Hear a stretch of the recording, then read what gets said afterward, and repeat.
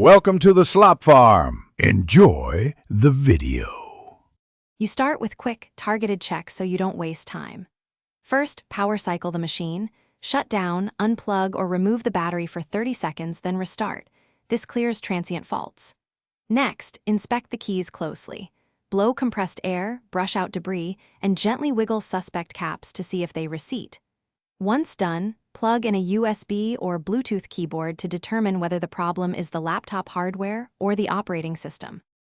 You now move into diagnostics that reveal hidden issues. Open Device Manager and uninstall or update the keyboard driver, then reboot so Windows reinstalls a clean driver. Make sure the layout and language match your keyboard, and disable filter keys or sticky keys because accessibility settings can block input. For isolation, reboot into safe mode or the BIOS. If keys work in BIOS, the fault is software. If not, hardware is likely. Keep notes on any errors found. You finish by choosing the correct repair path. If comfortable, power down, open the chassis, and reseat the keyboard ribbon cable. Loose connections cause many failures. Replace worn keycaps or the entire keyboard assembly if necessary.